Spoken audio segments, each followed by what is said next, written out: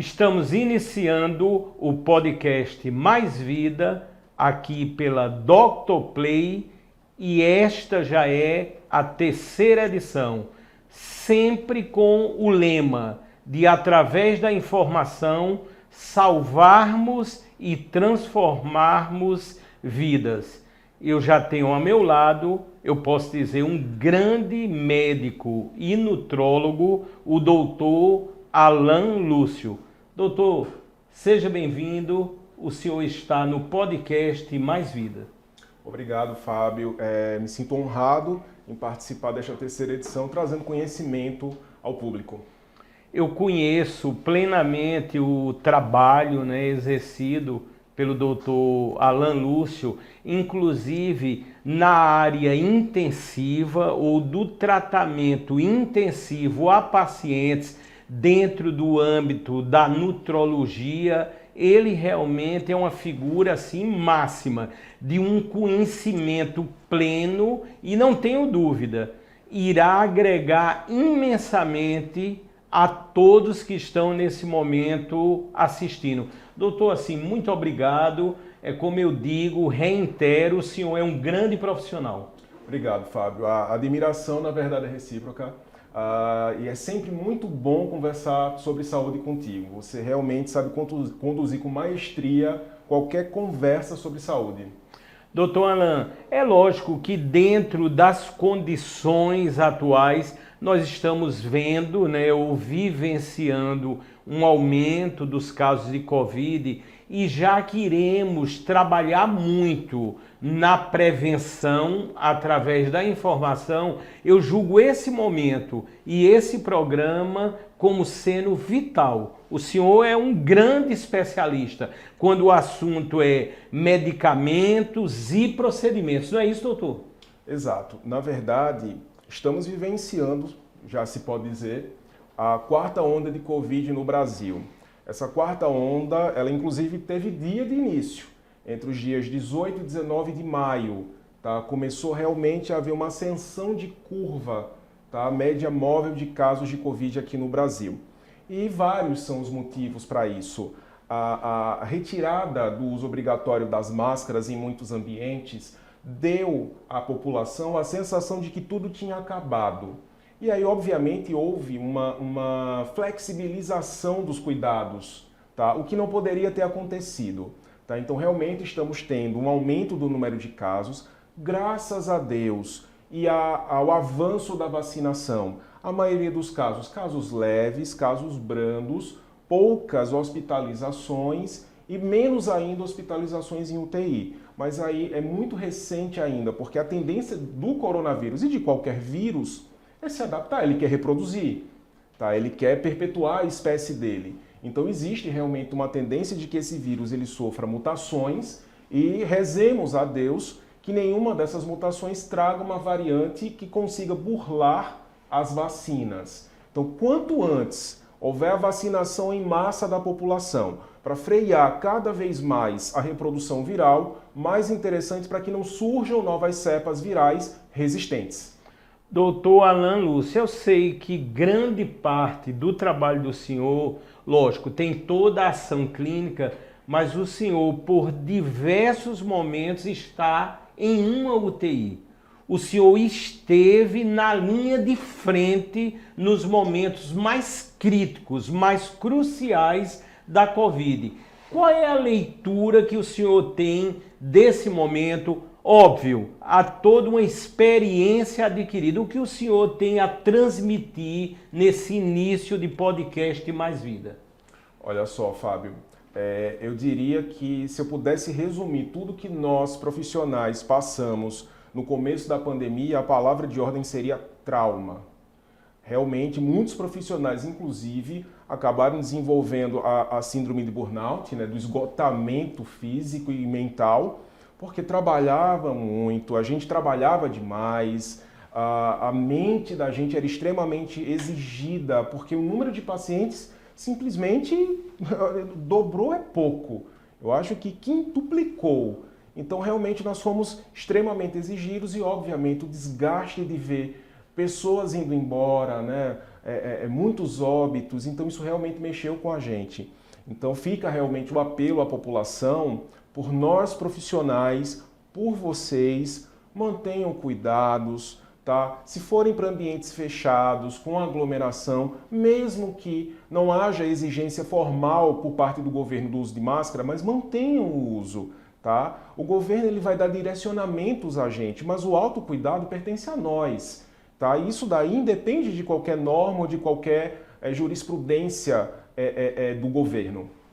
Doutor Alan Lúcio, lógico que sabemos que tudo passa pela alimentação, me referindo a termos um corpo mais bem protegido para qualquer tipo de patologia. Tanto que nós temos uma tela, se puder colocar um anterior agora, que é o chamado intestino vazado.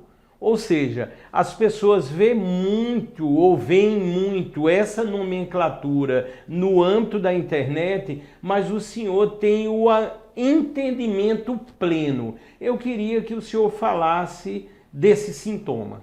Perfeito. E vem bem a calhar, Fábio, com a questão da Covid, porque a Covid é uma doença inflamatória, tá? É tanto que o pulmão, obviamente, acaba sendo um dos órgãos mais afetados, mas não é o único. É tanto que a gente tem a síndrome pós-Covid.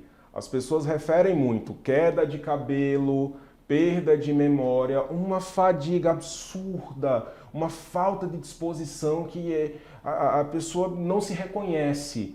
E tudo isso é devido à inflamação, o corpo está inflamado, tá? Então, se o corpo está inflamado, o cabelo cai, porque o organismo ele vai pegar as reservas de nutrientes e de vitaminas para as áreas prioritárias, para desinflamar o corpo, o cabelo aí que se vire, tá? E sem também um controle adequado da inflamação de baixo grau nos cérebros, nos neurônios, inflamação de baixo grau no organismo como um todo, esses sintomas de cansaço, de perda de memória, eles são realmente muito compatíveis com o quadro pós-covídico. E sobre o intestino vazado, gente, o que é isso? Vamos tentar entender melhor. Na verdade, existem N alimentos com potencial inflamatório, tá? E que podem, inclusive, inflamar o intestino, tá? Então, lembrem-se, nós somos o que nós comemos, tá? E muitas das vezes a gente pensa em gerações anteriores às nossas e essas gerações elas não tinham os problemas de saúde que hoje nós temos porque essas gerações não comiam o que nós comemos. E o que é a síndrome do intestino vazado, né? Que a gente escuta por aí também com um termo em inglês, Leak Gut Syndrome. É uma síndrome, gente, em que a inflamação intestinal ela rompe a adesão entre as células do intestino. Deixa eu explicar direitinho para vocês como é isso. O que é o intestino normal? O intestino normal, Fábio, é o intestino em que as células estão extremamente grudadas umas com as outras, sem que haja nenhum espaço entre elas. Não há espaço, de modo normal, entre as células do intestino. Por que isso? Para que aquilo que nós comemos e digerimos, tá, ao atravessar essa parede do intestino e cair na corrente sanguínea, passe por um processo de seleção. Então as células, minha gente, elas não podem deixar brechas entre elas, porque se isso acontecer, literalmente por essas brechas podem passar substâncias indesejáveis. E a gente não quer isso. A gente quer que essas substâncias indesejáveis vão embora nas fezes, tá? Aí o que acontece? Você acaba ingerindo alimento inflamatório. Esse alimento, ao chegar no seu intestino, literalmente inflama a parede do intestino e essa inflamação gera a ruptura das que a gente chama junções do tipo gap, as tight junctions, como a gente também chamaria aí no termo técnico, tá? E essa inflamação, ao romper essa junção, faz com que as células do intestino percam a capacidade de se manterem aderidas. E aí, minha gente, sabe o que acontece? Seu intestino fica vazado. O nome realmente vem a calhar, fica vazado. Há um espaço entre uma célula e outra do seu intestino, por onde substâncias indesejáveis, que não eram para cair na sua corrente sanguínea, caem. Isso era para sair nas fezes, mas acaba caindo realmente na sua corrente sanguínea. E a inflamação, que até então se localizaria somente no seu intestino, agora vai tomar proporções um pouco maiores, porque essas substâncias acabam circulando pela corrente sanguínea. Doutor Alan Lúcio, sempre explicando dessa forma tão sábia, eu sei que o senhor, além de um grande médico, é um grande professor também, muito didático, e isso é essencial aqui no podcast Mais Vida. Ainda no tema do intestino vazado, creio que os medicamentos devem ter toda uma influência nesse aspecto. Por quê? Na pandemia e também nessa fase, houve um aumento astronômico nas vendas de medicamentos no Brasil. Qual a ótica de análise do senhor? Então, quando a gente pensa na síndrome do intestino vazado, vários medicamentos podem influenciar negativamente. Mas, sem dúvidas, o principal deles é o antibiótico. Na verdade, são os antibióticos, né? Por quê? Porque a gente sabe que dentro do nosso intestino existe o que nós chamamos de microbiota intestinal. Antigamente era o que nós chamávamos de flora intestinal. Hoje a gente tende a chamar com esse termo mais moderno microbiota intestinal. Essa microbiota intestinal são fungos e bactérias do bem. São fungos e bactérias do bem que protegem o nosso intestino, de certo modo, contra a inflamação que rompe essas junções entre as células, que evita, então, essa microbiota, né, já que tem esse poder anti-inflamatório, tem a capacidade de evitar a síndrome do intestino vazado. Aí você toma um antibiótico, muitas vezes sem necessidade. Antibiótico, gente, é para matar bactéria, tá? Antibiótico não é para matar vírus. Antibiótico não é para um resfriado, não é para um quadro alérgico. O antibiótico não vai resolver nada disso, absolutamente nada disso. É só para quando tem infecção bacteriana. O problema é que você toma esse antibiótico para matar uma bactéria que talvez nem exista, te causando infecção, e você mata aquelas bactérias do bem que estavam lá no teu intestino tendo um efeito anti-inflamatório. E a partir disso você potencializa o risco de desenvolver a síndrome do intestino vazado. Doutor Alan Lúcio, nós sabemos que as alergias no âmbito alimentar são diversas, eu posso dizer, e será o nosso próximo tema aqui para conversarmos, analisarmos e toda essa profundidade no conhecimento que o senhor tem. Mas há, obviamente, uma diferença entre a alergia e a intolerância alimentar. O que o senhor tem a falar? Perfeito. Primeiro vamos definir alergia e intolerância, que aí a gente pega um âmbito geral para a partir daí extrapolar para o âmbito alimentar. Quando a gente pensa em alergia, alergia é um fenômeno histamínico. A alergia é um fenômeno que desencadeia a liberação de uma substância chamada histamina. Essa histamina é quem gera todos aqueles sintomas clássicos da alergia, como edema, né? Fica a região que está passando por um processo alérgico fica inchada. Pode gerar também prurido, né? Que é a coceira, vermelhidão local. Pode gerar também coriza. No caso, se for em vias aéreas, aquela coceira também clássica do nariz. Isso é um processo alérgico, tá? É mediado por essa substância que é a histamina. É tanto que os antialérgicos mais clássicos que nós conhecemos são os antihistamínicos, que agem exatamente na liberação dessa histamina, agem na consequência do problema e não na causa, tá? Já a intolerância é sempre que você não tem aptidão, ou parcial ou total, a um determinado alimento, tá? Ou a uma determinada substância. Então, por exemplo, vamos pegar o caso da diferença entre a alergia ao leite e da intolerância à lactose, que muitas vezes são confundidas. Gente, alergia ao leite é o seguinte: você vai ingerir o leite, essa ingestão do leite vai desencadear uma liberação de histamina e essa histamina vai gerar, literalmente, efeitos alérgicos. Você pode ter, inclusive, sintomas respiratórios com alergia ao leite, a proteína do leite.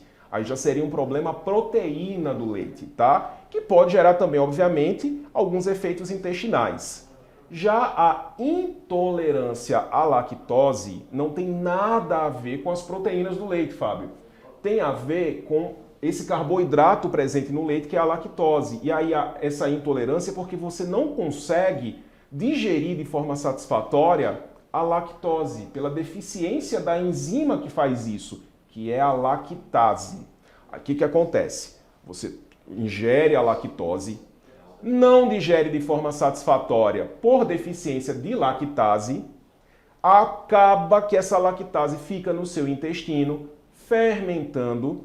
Essa fermentação produz ácidos, muitos gases, esses gases distendem o abdômen, esses ácidos também produzidos lesionam, inflamam a parede intestinal, gerando realmente todos aqueles incômodos. Então, não tem nada a ver com histamina, aí foi uma deficiência de uma enzima, tá? Os sintomas às vezes se confundem, mas são coisas bem diferentes.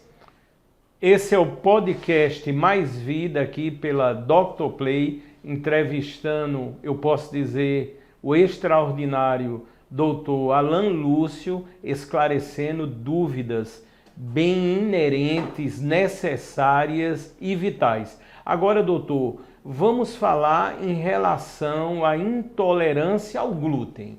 Realmente aí um pesadelo na vida de milhares de pessoas. E aí, doutor? Olha lá, esse é um tema que eu gosto muito de falar, Fábio, porque a gente tem crescido muito conhecimento sobre a intolerância ao glúten. Primeira coisa que eu preciso dizer para vocês, o glúten de hoje, gente, é completamente diferente. Na verdade, o trigo de hoje, que é a principal fonte de glúten, é completamente diferente do trigo de alguns anos atrás. Gente, o trigo, antigamente, que era muito usado aí em todos os países, era o trigo sarracene, que é um trigo hoje ainda usado em alguns países do Oriente Médio e, curiosamente, na Itália, tá?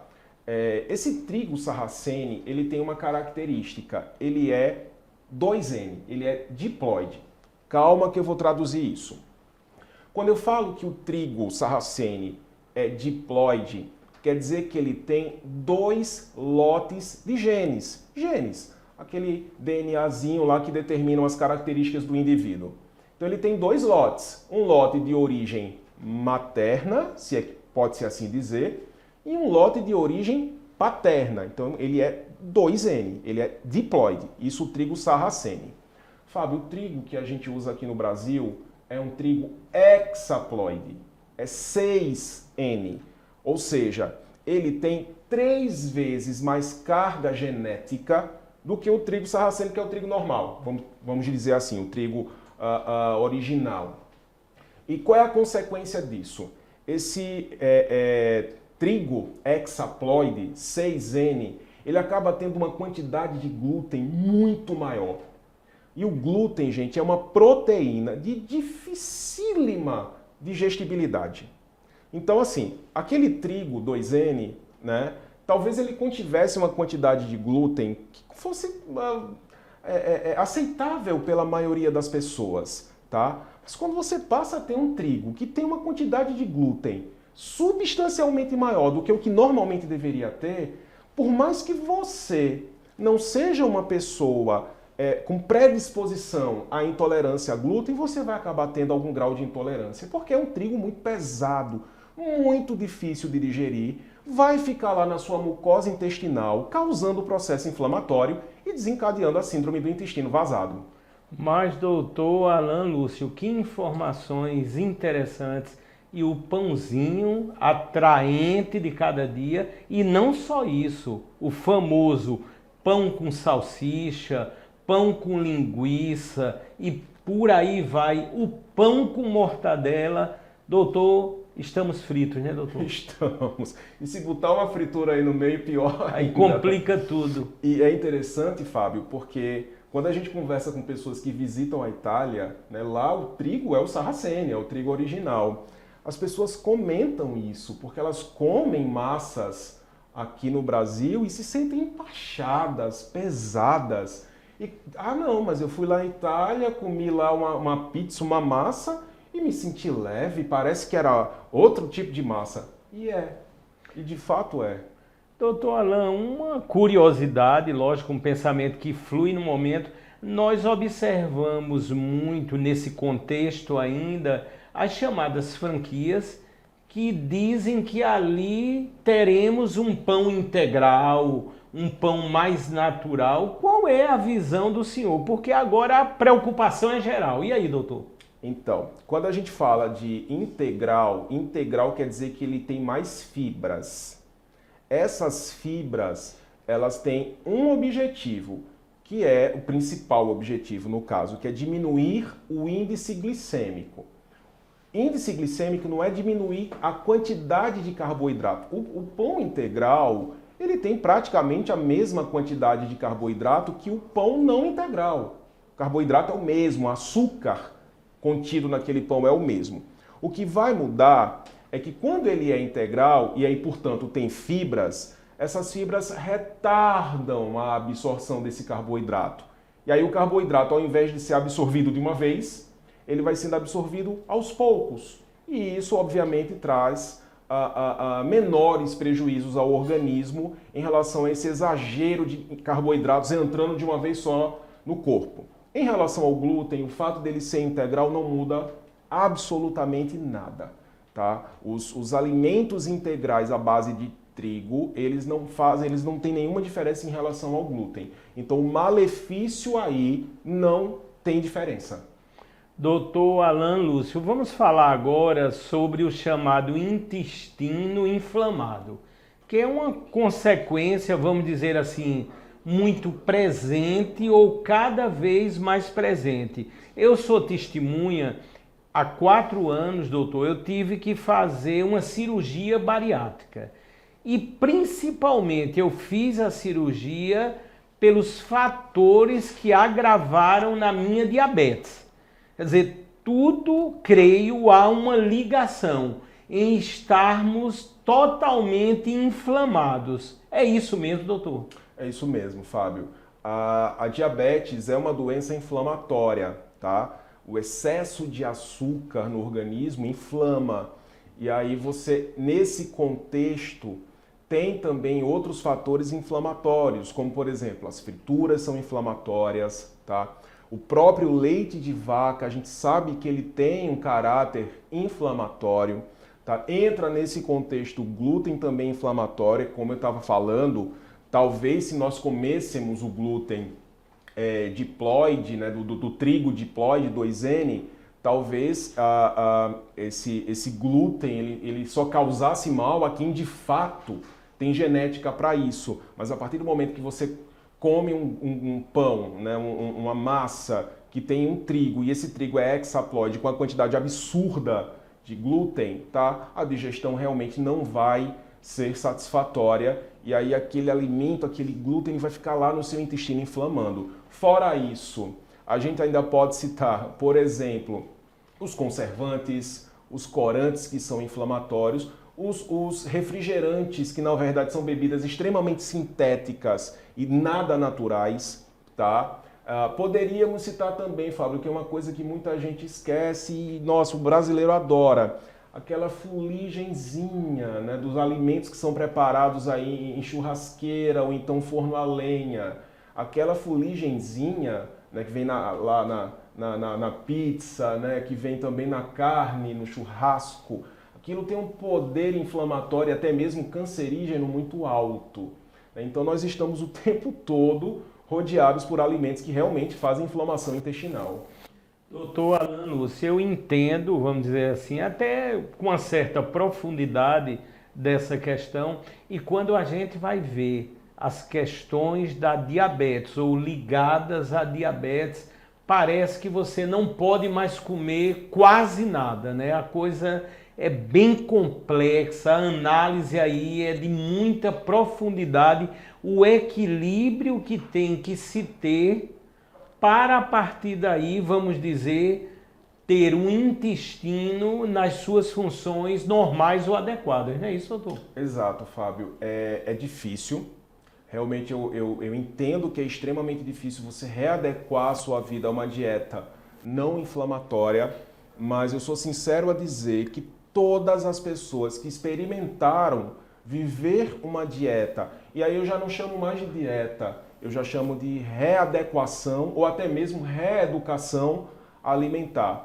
A qualidade de vida, gente, dessas pessoas aumenta de forma tão significativa que vale a pena o sacrifício. No começo, o sacrifício é árduo, porque você vai ter que deixar de comer coisas que você passou anos da sua vida amando comer e que são saborosas, não sejamos hipócritas.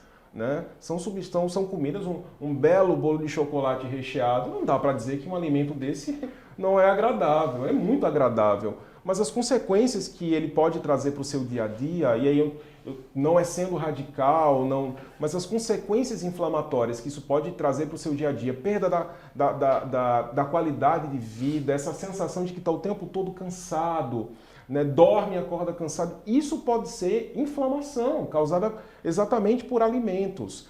Claro, uma vez ou outra você fazer uso de um alimento desse não tem problema nenhum. O problema é a constância. É a constância com que você faz uso de alimentos e come alimentos como esses. Doutor Alan Lúcio, outro pensamento. Nós temos alimentos, por exemplo, que antigamente não eram satisfatórios em se utilizar e com o tempo muitas vezes se tornam alimentos assim grandiosos, ou seja, alimentos que devemos até utilizar no dia a dia. Como o senhor vê isto? Isso é a própria evolução do conhecimento, das pesquisas? Por que isto acontece? E aí, doutor? Muito boa pergunta, Fábio. É verdade. Isso é a evolução natural da própria medicina, né?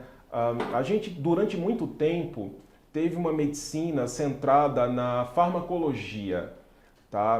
Basicamente, uma medicina centrada na pesquisa de novos medicamentos, tá? E isso não é ruim, isso é muito bom, tá? Porque com esses medicamentos que hoje nós salvamos inúmeras vidas, tá? Eu não vou aqui fazer o papel de crítico a medicações. As medicações, quando bem indicadas, elas são muito bem-vindas. Entretanto, hoje, a gente também está vendo que a gente pode trabalhar uma medicina preventiva, mudando hábitos para evitar a doença. E hoje essas pesquisas elas estão aumentando, tá? E isso está fazendo com que verdades que antes eram consideradas inquestionáveis, elas venham realmente a ser repensadas, tá? Por exemplo, vou citar uma aqui, o velho caso, o famoso caso do ovo. O ovo, que antigamente era um alimento extremamente condenado por conta do colesterol, tá? Hoje, ele, na verdade, isso está sendo repensado. Até porque, Fábio, hoje a gente já sabe que o colesterol, ele não é o principal vilão das doenças cardiovasculares. Ele participa, mas ele não é o principal vilão. Só para que vocês tenham ideia, para a gente até não fugir um pouco do contexto do nosso tema de hoje, para que aquele colesterol ele forme placas na parede das artérias, causando obstruções que levam a infarto e AVC, tá? Ali naquele local, na parede do vaso, além do colesterol, tem que ter uma região oxidada, inflamada ou com excesso de açúcar. Então, o colesterol ele só consegue formar placa na parede do vaso se o vaso estiver inflamado ou oxidado, se aquele vaso estiver com excesso de açúcar, tá? E veja que, então, mesmo que você tenha um colesterol mais alto, se você não tem excesso de açúcar circulando no seu sangue, se você não está oxidado, se você não está inflamado, tá? Esse colesterol, por mais alto que esteja, ele não vai formar placas.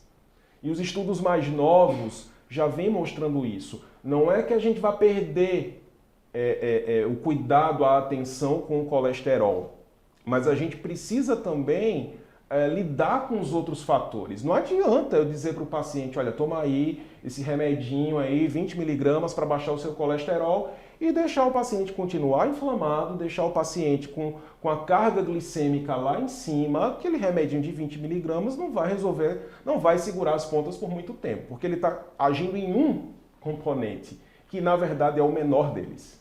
Informações realmente que salvam vidas, irão salvar vidas, emitidas aqui com a experiência do doutor Alan Lúcio. E doutor, vamos entrar agora no campo das doenças autoimunes. Eu sei que o leque dessas doenças é enorme, não é, doutor?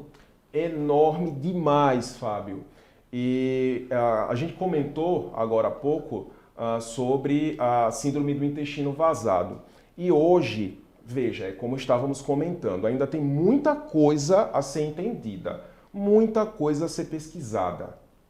Mas qual é o entendimento hoje que estamos caminhando para ter em relação às doenças autoimunes? É mais ou menos assim. Lembra que eu tinha falado que na síndrome do intestino vazado, as células elas perdem a ligação umas com as outras, abre-se uma brecha entre elas e ali pelo intestino vazam para dentro do sangue substâncias que não deveriam cair no sangue, que deveriam sair nas fezes. Pronto. Essas substâncias, Fábio, quando elas caem na corrente sanguínea, elas são consideradas substâncias estranhas. Os nossos mecanismos imunológicos olham para aquela substância, né? Meu Deus, o que é isso? Eu não conheço. E não era para conhecer mesmo, porque aquilo dali era para sair nas fezes. É uma substância que não é reconhecida pelas nossas células de defesa. E sabe o que as nossas células de defesa fazem? Produzem anticorpos para atacar aquilo que é estranho. Alan, mas é uma substância inofensiva. Tão inofensiva que deveria sair nas fezes, mas o nosso corpo não tem esse entendimento. Pode ser a coisa mais inofensiva do mundo, mas se o corpo encarar como estranho, vai produzir anticorpos. É a mesma coisa entre uma pessoa estranha na sua casa. Por mais que seja uma pessoa muito bem intencionada, você vai pensar o quê? Você vai pensar que é uma pessoa que quer assaltar a sua casa. Então é mais ou menos esse o entendimento que o nosso sistema imunológico tem quando essas substâncias indesejáveis, por mais bobas ou tolas que sejam, caem na nossa corrente sanguínea. A gente produz anticorpos, Fábio. E o problema é que essas substâncias, elas por vezes podem se parecer muito com determinadas partes de algum órgão nosso. E aí o que acontece? Você produz anticorpos contra aquela substância estranha, mas esses anticorpos, por similaridade, por parecer muito, acabam atacando, por exemplo, a tireoide. Porque na tireoide existe uma região que tem uma molécula muito parecida com aquela estranha que vazou lá no seu intestino. Ataca a tireoide. E aí você tem, por exemplo, uma doença autoimune chamada de tireoidite de Hashimoto. Atacam, por exemplo, o pâncreas. E aí você tem diabetes tipo 1. Atacam, por exemplo, o sistema nervoso central. E aí você tem a esclerose.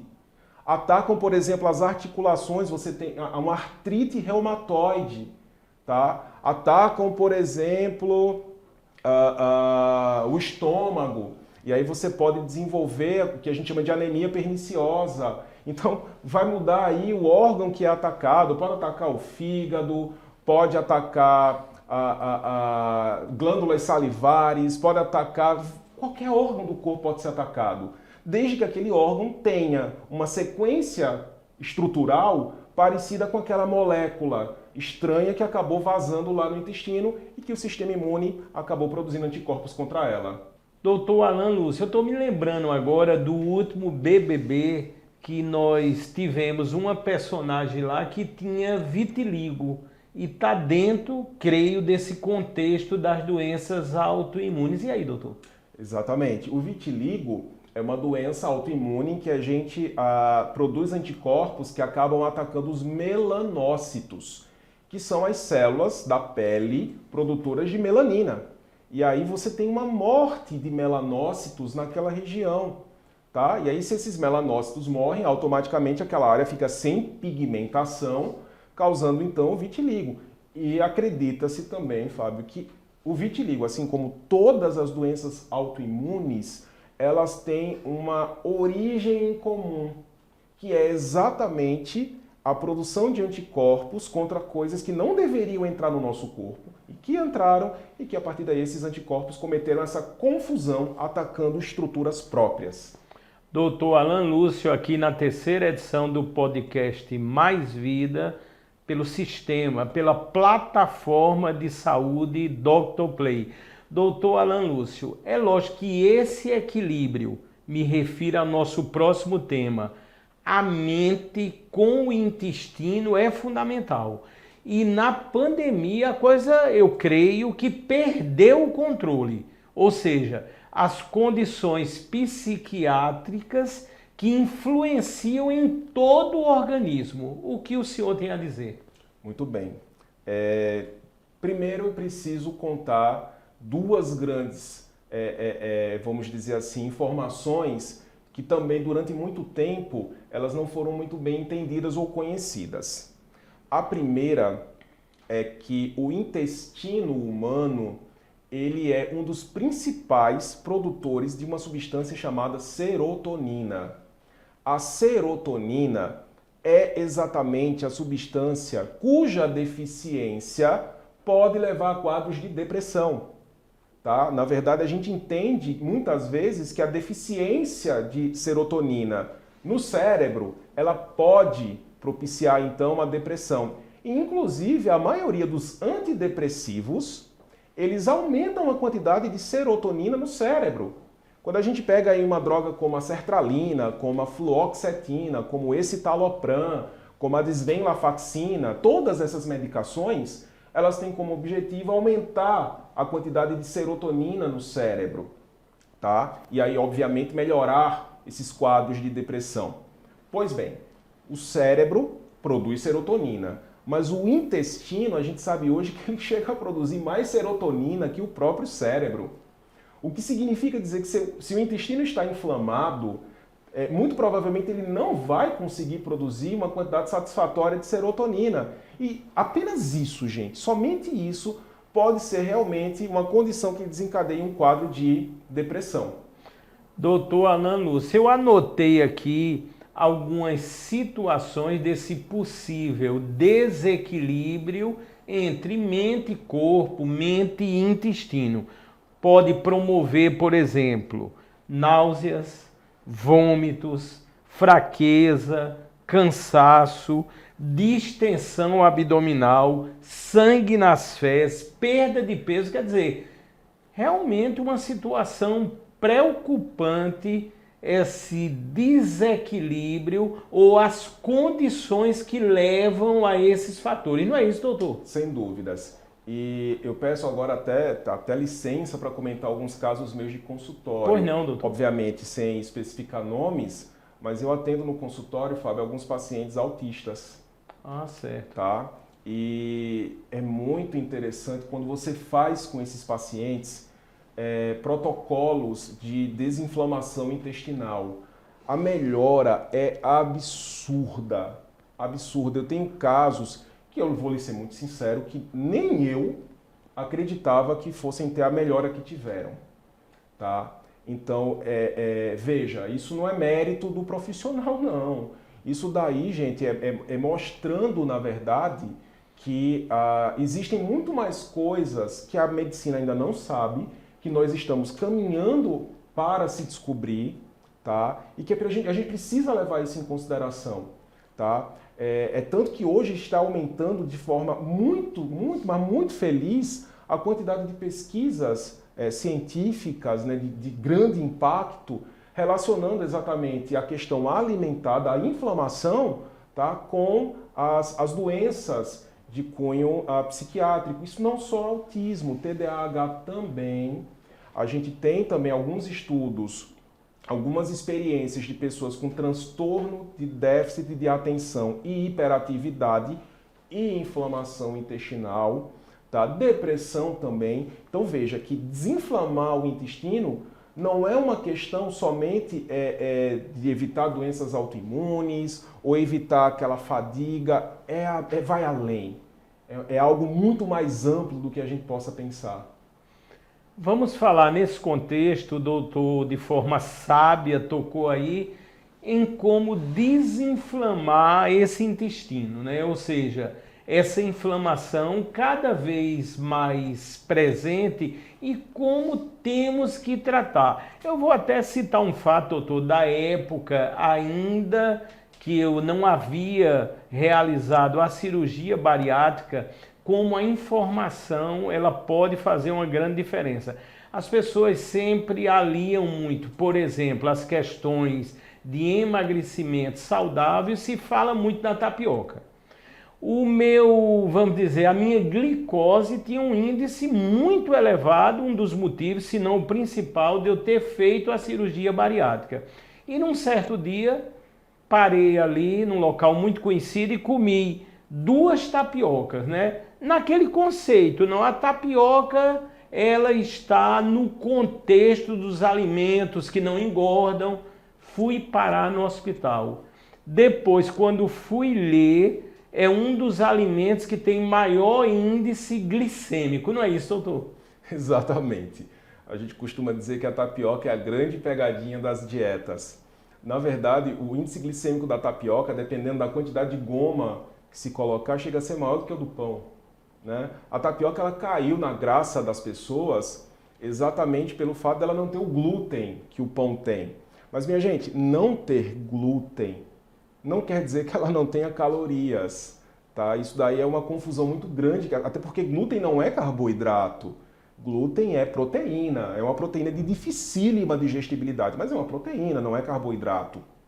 É tanto que a gente orienta que se você quiser usar realmente a tapioca como um alimento, misture alguma fibra, porque a fibra retarda a absorção do carboidrato da tapioca. Você pode colocar uma chia, você pode colocar linhaça, você pode colocar aveia e, bom, no caso eu mesmo eu faço em casa, né? Eu faço a crepioca.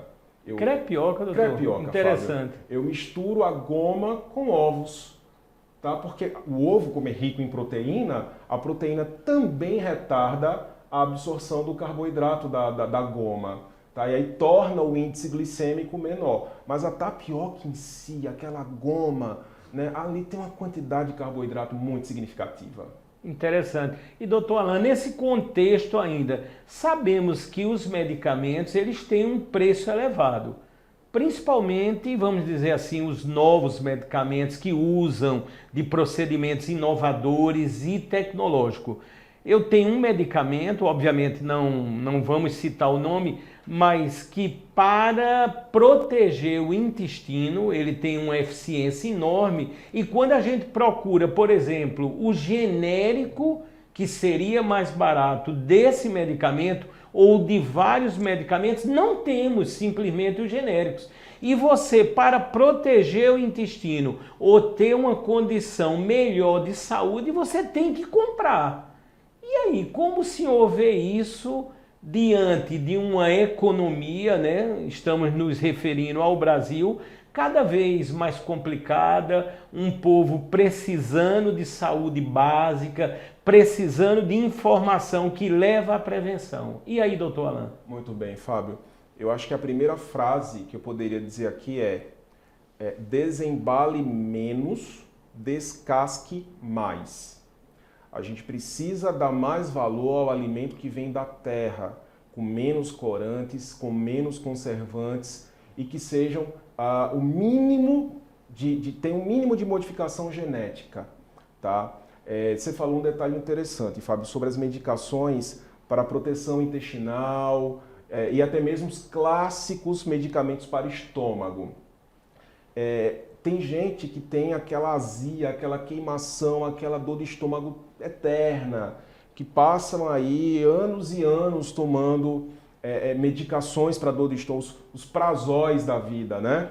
E uma coisa interessante, que uma das coisas que realmente mais causa problema estomacal é você se alimentar de substâncias de alimentos que não te fazem bem, que são inflamatórios. O corpo é sábio, Fábio. O que acontece? Você come algo que não te faz bem, você come algo que é inflamatório, tá? Gente, qual é o maior calabouço que a gente tem no trato digestório? O estômago. Você quer matar alguma coisa? Deixa ele lá no seu estômago, tá? Um ambiente extremamente ácido, extremamente corrosivo, tá? Então, quando a gente come algo que é inflamatório, algo que o nosso organismo tem algum grau de intolerância, sabe o que o seu estômago faz? Ele impede que aquilo saia do seu estômago. É como se, de repente, o organismo fechasse a saída do seu estômago. E aí aquilo fica lá, com um ácido tentando corroer. É uma forma desesperada que o seu corpo tem de destruir aquilo antes que desça para o intestino para fazer algo muito pior. E aí pensa comigo, vai. Se o seu estômago está com a saída fechada, o que vai acontecer com aquele ácido? Vai transbordar. Na hora que transborda, você sente, né, aquela azia, aquela queimação. Esse estômago fechado te dá aquela sensação de que não digeriu bem, né, que a comida está lá pesando. Né? Você vai sentir mais acidez, isso vai aumentar e a chance de formar uma feridinha no seu estômago, né, uma gastrite, uma úlcera. Tá? E aí não tem jeito, Fábio. Ou a pessoa muda a alimentação, descobre o que faz mal, que na verdade a pessoa sabe o que faz mal. Que quando ela come, ela sente. O problema é que ela quer negar para si, porque muitas vezes aquilo que faz mal para ela é o que ela gosta muito de comer. Né? Então, a ideia é que você realmente entenda que ou você para de comer aquilo que te faz mal, ou você vai virar refém de um remédio para o resto da sua vida. Remédio que trazem efeitos colaterais, remédios que trazem, na verdade, consequências desagradáveis para você. Doutor Alan Lúcio, a próxima tela nós vamos nos referir ainda a um aprofundamento na área dos medicamentos. É lógico que quando estamos falando na nutrologia, na medicina integrativa, a gente pensa logo, todo mundo está querendo emagrecer, ficar em forma, e tem aparecido, vamos dizer assim, medicamentos até revolucionários, nesse sentido de emagrecer com qualidade de vida. Como é que o senhor vê esses novos medicamentos, muitos injetáveis, aprovados pela Anvisa, e outros que estão para chegar, já aprovados em vários países, mas que estão nessa linha geral dos chamados emagrecedores? E aí, doutor Alan? Perfeito, Fábio. Eu sou bem a favor de uso de medicações, tá? Entretanto, é preciso entender que as medicações elas não são milagres, né? Eu sou a favor, sim, existem medicações excelentes na perda de peso. Eu particularmente vejo resultados, não só os estudos trazem para a gente esses resultados promissores, como também a gente vê isso no dia a dia com os nossos pacientes, tá? Resultados muito interessantes. Mas veja, para qualquer processo inflamatório, tá?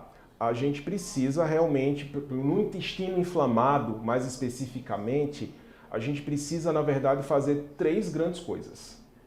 Obviamente, o uso de medicamentos, né, que vão fazer você diminuir o apetite, controlar a compulsão alimentar, são muito bem-vindos. Mas você tem que passar por 3 fatores. Primeiro fator, remover. Remover aquilo que faz mal. Então você precisa remover aquele alimento que te faz mal, que vai fazer você inflamar, tá? E além disso, remover também, Fábio, bactérias ruins que acabam chegando naquele intestino inflamado. O intestino inflamado é óbvio que acaba sendo palco, né, de proliferação de bactérias do mal. Então a microbiota intestinal fica totalmente deturpada, cheia de bactérias do mal. Então você tem que remover. Remover o alimento, gente, não tem outra, você descobriu qual é o alimento que faz mal. E, obviamente, para quem tem condição financeira, já existem hoje até testes para isso, tá? Então, remover aquele alimento que faz mal e remover aquelas bactérias também ruins, tá? Como que se remove essas bactérias? Essas bactérias a gente usa, por exemplo, o gengibre. Gengibre é muito bom para tirar aquelas bactérias ruins do nosso intestino, tá? A gente tem também, além do gengibre, fibras. As fibras, Fábio, quando elas chegam no nosso intestino, elas fermentam e elas liberam uma substância chamada butirato.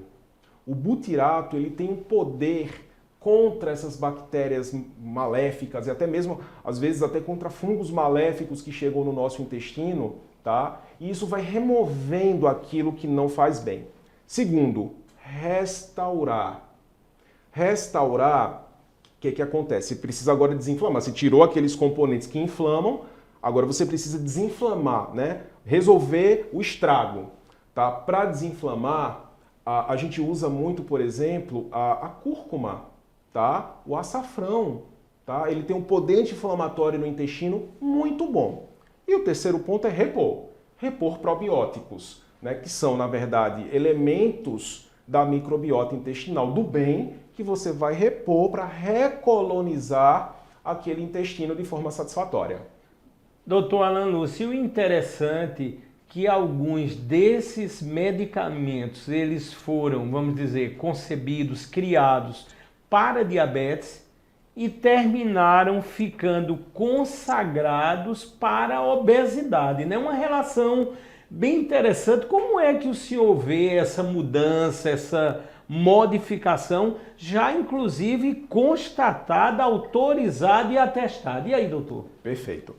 Para te responder isso, Fábio, vale a pena a gente citar de forma bem simples o mecanismo de ação desses medicamentos, tá? Existem medicamentos para tratamento do excesso de peso, da compulsão alimentar, que agem só no sistema nervoso central. Não é o caso desses. Esses, que são os famosos injetáveis, né, que algumas pessoas até de forma errada dizem, eu tenho uma amiga que está usando insulina para perder peso. Gente, não é insulina. Insulina é uma coisa. Essas medicações, elas são absurdamente diferentes. Como é que elas agem? Primeiro ponto em que elas agem, elas diminuem a velocidade que o alimento transita pelo seu tubo digestório. Se esse alimento transita pelo tubo digestório de forma mais lenta, a tendência é que você passe mais tempo com sensação de saciedade.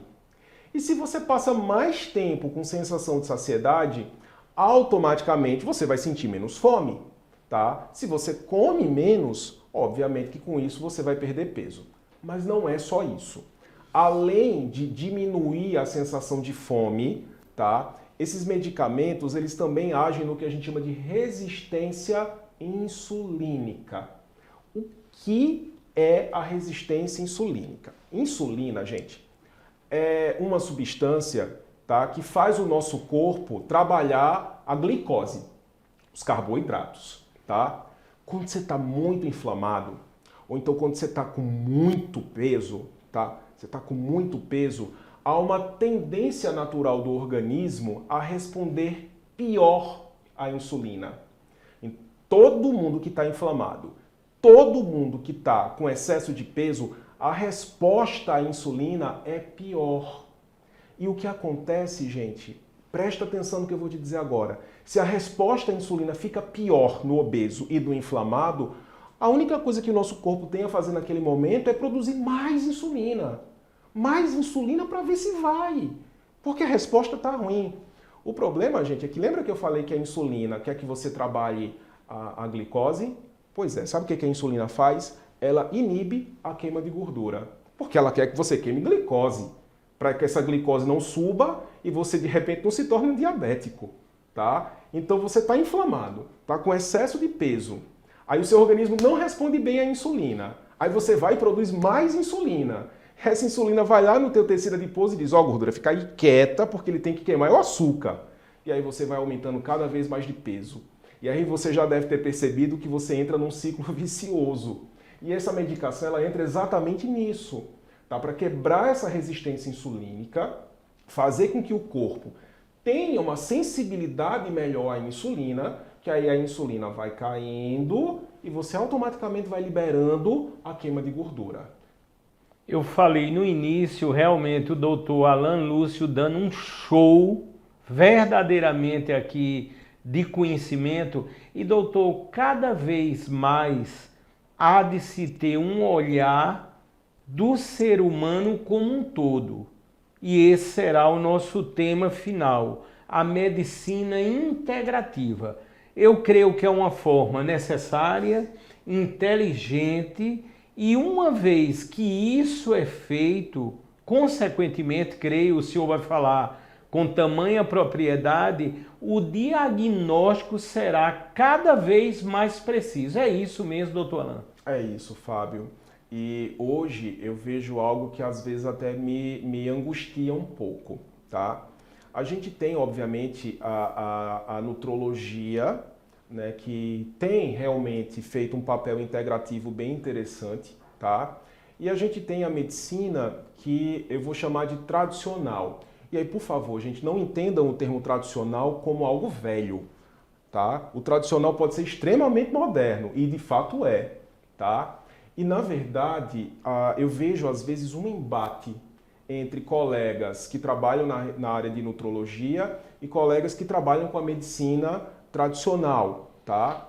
E, gente, isso não existe. Eu digo isso porque eu vivo os dois mundos, tá? Eu trabalho com nutrologia, mas eu uso a medicina tradicional, inclusive no meu consultório de nutrologia, tá? Porque o que a gente está buscando aqui são evidências científicas de como melhorar a vida do nosso paciente, tá? Então a gente pega o exemplo, por exemplo, da vitamina D.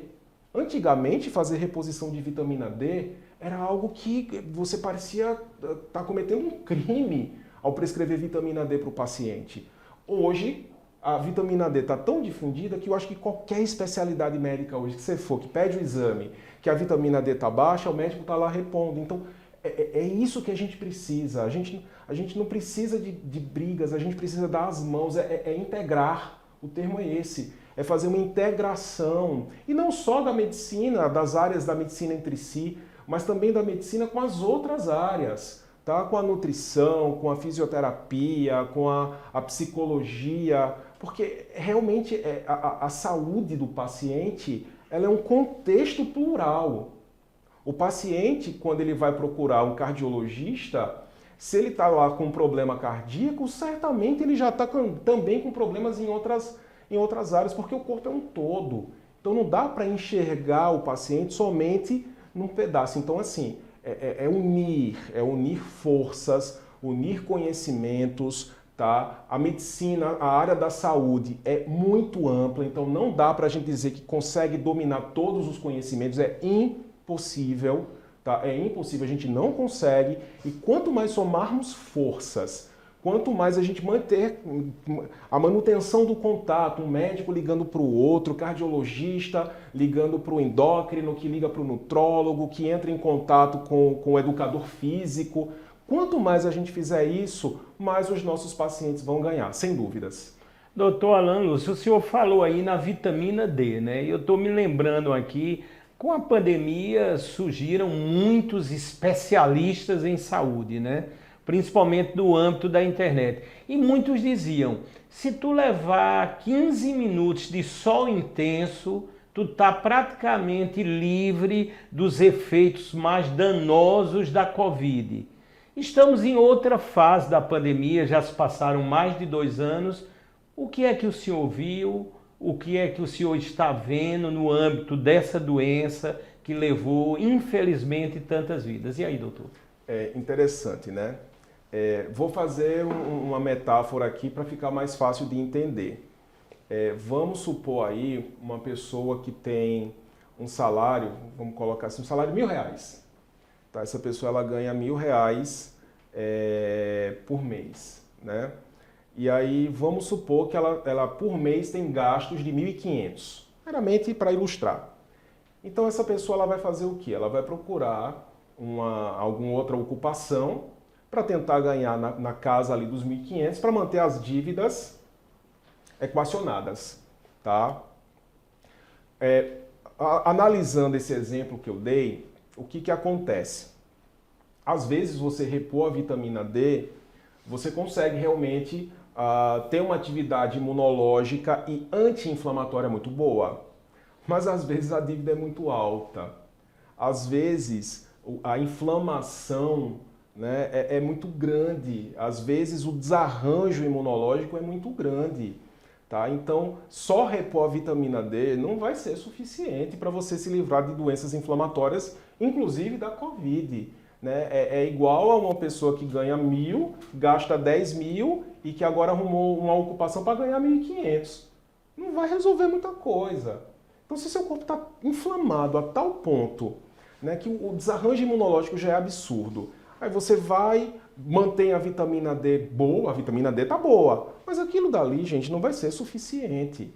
Tá? Não dá para acreditar que uma única vitamina, por mais magnífica que seja, que de fato vai resolver o problema se você continua mantendo os mesmos hábitos inflamatórios, tá? E o mesmo contexto inflamatório que você vinha mantendo antes. Vitamina D não vai te ajudar sozinha nesse ponto. Doutor Alan Lúcio, nós estamos encerrando. Eu quero deixar o senhor muito à vontade. Eu sei que podemos encontrar o senhor de modo muito fácil pelas redes sociais, mas sinta-se à vontade de uma palavra, eu sei que será de esperança, de futuro, para todos que estão assistindo essa terceira edição do podcast Mais Vida, aqui da Dr. Play. Muito bem. O recado que eu deixo, gente, para vocês é que tentem, o máximo que vocês puderem, manter um estilo de vida saudável, tá? Eu sou prova viva disso, tá? Não ache que eu já nasci mantendo o estilo de vida saudável. Eu também fui aquela pessoa que jantava hambúrguer com refrigerante, tá? E hoje eu tenho 36 anos e eu posso dizer que hoje eu tenho uma disposição infinitamente maior de quando eu tinha 20 anos. E isso se deve exatamente às mudanças de hábitos que eu fui desenvolvendo ao longo da vida. Tá? Não foi fácil, no começo dava vontade de desistir, é muito tentador a gente comer aquilo que nos inflama, porque é saboroso, tá? Mas vocês não têm ideia de como isso faz você mudar de qualidade de vida, mudar de disposição, o raciocínio fica mais rápido.